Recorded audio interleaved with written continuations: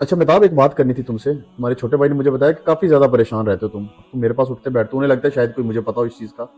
मैं भी काफ़ी दिन से तुम्हें नोट कर रहा हूँ। क्या परेशानी, क्या अल्लाह का दिया हुआ सब कुछ तुम्हारे पास है, घर गाड़ी नौकरी, फिर इतनी परेशानी क्यों लेते हो तुम? यार अल्लाह के दिया हुआ सब कुछ है, बस सुकून कोई नहीं। बहुत कोशिश करता हूँ गुनाहों से बच जाऊँ, लेकिन कोई ना कोई गुनाह हो जाता है। यार तुमने मुझे पहले बताना था। हमारे इलाके में शेख साहब आए हुए हैं, तो मैं तुम्हें उनके पास ले जाता हूँ, तो उनसे बात करके इस चीज़ का कोई रूहानी इलाज पूछ लेते हैं हम लोग। हाँ यार, लाजमी आप मुलाकात कराओ मेरी।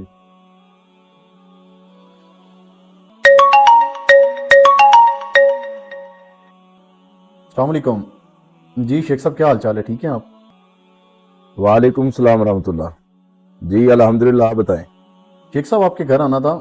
एक भाई हैं, उनको थोड़ा सा कोई मसला है, उस मुतल्लिक कुछ रहनुमाई लेनी थी आपसे। जी जी आ जाएं। जी जी ठीक है, हम आ रहे हैं जी, आ रहे हैं जी।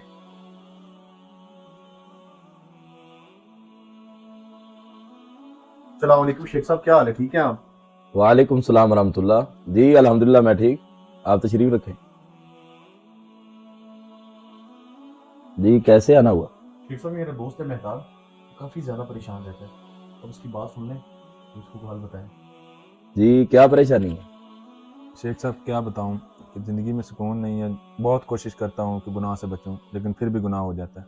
मेरी पहली नसीहत आपको ये है, जब गुनाह का पक्का इरादा हो जाए तो अल्लाह का दिया हुआ रिज्क छोड़ दो। शेख साहब, ये कैसी नसीहत है? रिज़्क देने वाला तो अल्लाह ही है। अगर उसका रिज़्क छोड़ दूंगा तो भूखा मर जाऊंगा। तो फिर ये कितनी बुरी बात है कि उसका दिया हुआ रिज्क भी खाएं और उसकी नाफरमानी भी करें।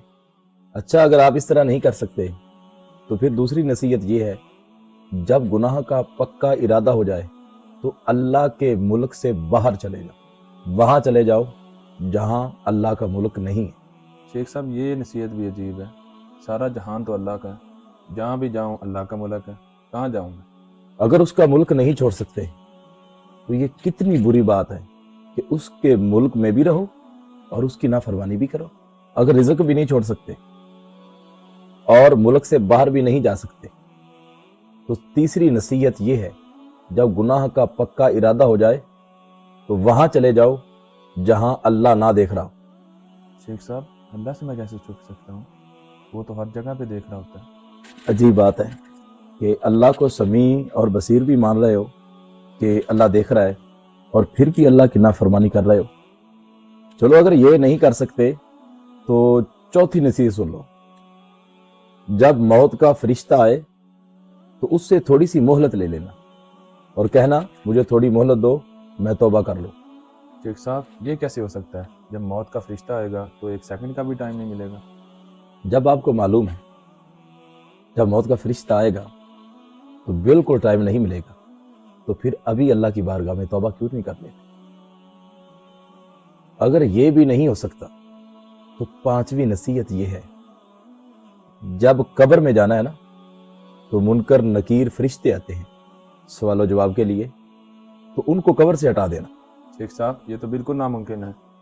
जब तुम्हें यकीन है कि नकीरैन को तुम हटा नहीं सकते, तुम में पावर नहीं है, तो फिर अभी से उनके जवाबात की तैयारी शुरू क्यों नहीं करते? तो ये भी नहीं हो सकता। छठी नसीहत ये है कि क़यामत वाले दिन अगर जहन्नम का हुक्म हो जाए तो जवाब दे देना कि मैंने जहन्नम में नहीं जाना। शेख साहब, ऐसे कैसे हो सकता है? रिश्ते तो मुझे घसीट के ले जाएंगे। जब तुम्हारा हाल ये है कि अल्लाह के दिए हुए रिज़्क को तुम नहीं छोड़ सकते और अल्लाह के मुल्क से बाहर भी नहीं जा सकते और उससे नजर भी नहीं बचा सकते और मलकुल मौत से भी टाइम नहीं ले सकते और मुनकर नकीर को भी नहीं हटा सकते, जहन्नम से भी अपने आप को नहीं बचा सकते, तो फिर आज ही गुनाहों से तौबा कर लो और अल्लाह से सच्चे दिल से इस तरह रुजू करें और ये बात कहें कि या अल्लाह, आज के बाद मैं तेरी नाफरमानी नहीं करूंगा। और पैगंबर अलैहिस्सलाम ने फरमाया, अत्ताइबु मिनज़ ज़म्बि कमन ला ज़म्ब लहू। फरमाया, गुनाहों से तौबा करने वाला इस तरह है कि जिस तरह उसने गुनाह किया ही नहीं।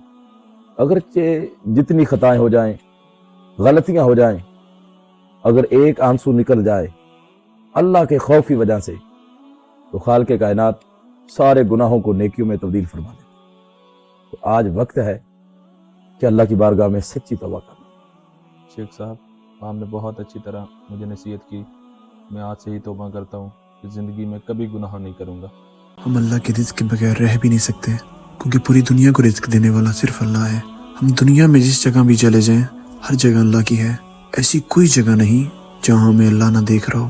جب موت کا فرشتہ آئے گا تو ہم اس کو روک بھی نہیں سکتے، اور جب قبر میں سوال و جواب ہوں گے تو ہم ان سے بھاگ بھی نہیں سکتے. ہمیں تیاری کر کے جانا لازمی ہے. اللہ نہ کرے اگر ہمیں دوزخ میں ڈالنے کا فیصلہ سنا دیا جائے تو ہم چاہ کر بھی نہیں بچ سکتے. اگر کچھ بھی ہمارے اختیار میں نہیں ہے، سب کچھ اللہ کا ہے اور وہی ہمارا خالق و مالک ہے. سزا جزا سب اس کے ہاتھ میں ہے. تو پھر ہمیں بھی چاہیے کہ ہم اللہ کی نافرمانی چھوڑ دیں، نہیں تو ہمارا انجام بہت برا ہوگا.